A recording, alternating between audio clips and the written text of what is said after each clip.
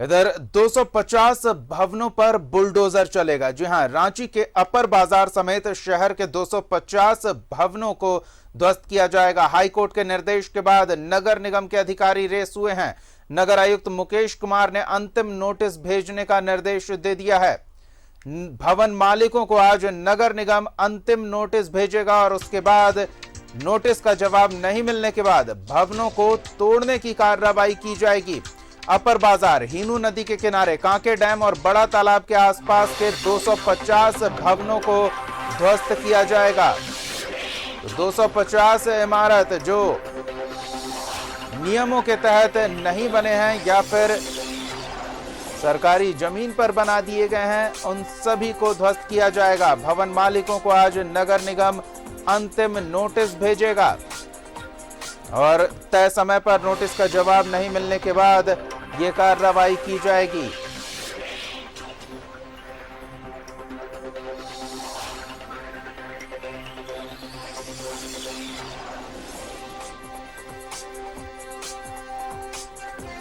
नगर आयुक्त मुकेश कुमार ने अंतिम नोटिस भेजने का निर्देश दे दिया है। भवन के मालिकों को आज नगर निगम की ओर से अंतिम नोटिस भेजा जाएगा और जवाब न मिलने पर भवनों को तोड़ने की कार्रवाई की जाएगी।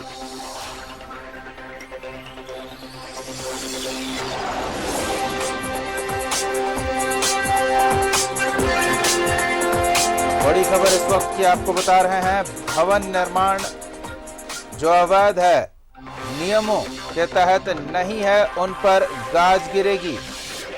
ऐसे 250 भवन चिन्हित हैं जिन पर बुलडोजर चलाया जाएगा। कोर्ट के आदेश के बाद नगर निगम के अधिकारी रेस हुए हैं। अपर बाजार, हीनू नदी के किनारे, कांके डैम और बड़ा तालाब के आसपास के इलाकों में बने ऐसे 250 इमारतों को ध्वस्त करने की कार्रवाई की जाएगी। उससे पहले भवन के मालिकों को अंतिम नोटिस भेजा जाएगा।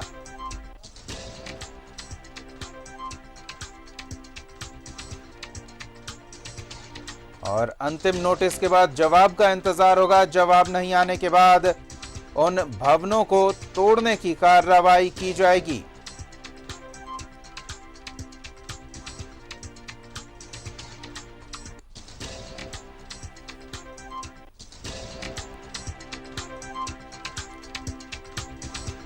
ऐसी इमारतें जिनमें नियमों का पालन नहीं किया गया है, उन्हें नोटिस भेजा जाएगा और ये अंतिम नोटिस होगी।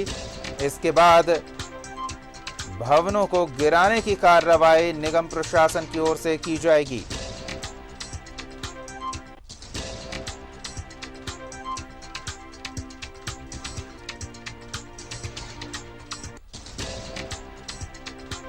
बड़ी खबर इस वक्त की आपको बता रहे हैं। ऐसे भवन जो नियमों का पालन किए बिना खड़ा कर दिए गए, उन पर अब कड़ी कार्रवाई होगी। निगम कोर्ट के ऑर्डर के बाद इस मामले में कार्रवाई को लेकर रेस हुआ है।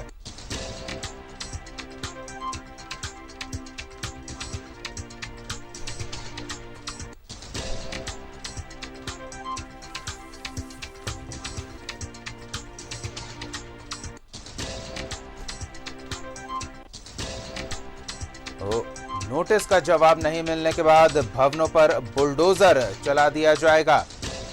हमारे संवाददाता अंजनी और अधिक जानकारी के साथ जुड़ रहे हैं। अंजनी, 250 भवनों पर गाज गिरनी तय मानी जा सकती है। नोटिस भेजने की कार्रवाई की जा रही है। थोड़ा समझना चाहेंगे पूरी घटनाक्रम क्या रही और क्यों इन भवनों को ये अंतिम नोटिस भेजा जा रहा है। देखिए दीपक, ये मामला कोर्ट में भी चल रहा है और नगर निगम को इस मामले को लेकर कई बार जो है फटकार भी कोर्ट ने नगर निगम को लगाई है। दरअसल जो अपर बाजार का जो इलाका है और शहर के कई इलाकों में जो है, जो बिना नक्शे के जो आवास जो घर बनाए गए थे, उन्हें तमाम लोगों को जो है पूरा एक रिपोर्ट जमा करना था। लेकिन लगभग 250 ऐसे आवास है, घर मकान जो बने हैं, वो अपना पूरा डिटेल्स रिपोर्ट उन्होंने नहीं दिया है। और एक तरफ जहां कोर्ट भी लगातार इन चीज़ों को मॉनिटरिंग कर रही है, तो इसको लेकर ये जरूर कहा जा सकता है कि अब नगर निगम जो है ऐसे घरों को चिन्हित कर लिया है और एक बार अंतिम मौका देने एक निर्गत किया जा रहा है। और अब हमें लगता है कि आने वाले हफ्ते से जो है अब मकान सील भी होंगे और मकान टूटेगा भी। इसके पहले भी देखिए शहर के कई इलाकों में जैसे बर्दवान कंपाउंड का इलाका है या अशोक नगर का इलाका है, हरमू का इलाका है, इन इलाकों में जो है नगर निगम ने त्वरित कार्रवाई करते हुए कई मकानों को सील भी किया है। तो आप जिन लोगों ने अवैध रूप से मकान बनाया है उन लोगों पे जरूर गाज गिरेगी और घरों में बुलडोजर भी चलेगा और मकान जो है सील भी हो सकते हैं। तो ये एक बड़ी कार्रवाई होगी दीपक, क्योंकि राज्य गठन के बाद जो है और हम रांची की बात करें तो रांची में लगभग 53 वार्ड आते हैं और 53 वार्ड में जो है कई ऐसे अवैध मकान बने हैं जिसका निर्माण कार्य का जो परमिशन है वो किसी भी तरह से नहीं लिया गया।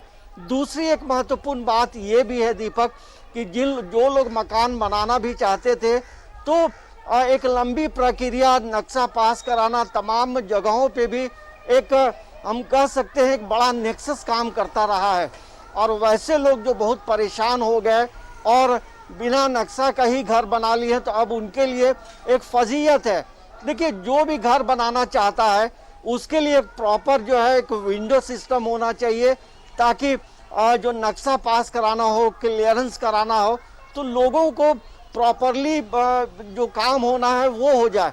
तो अब देखना ये होगा कि इन चीज़ों को लेकर अब नगर निगम किस तरह से रेस होता है और कोर्ट लगातार इस मामले को लेकर फटकार भी लगाते रही है।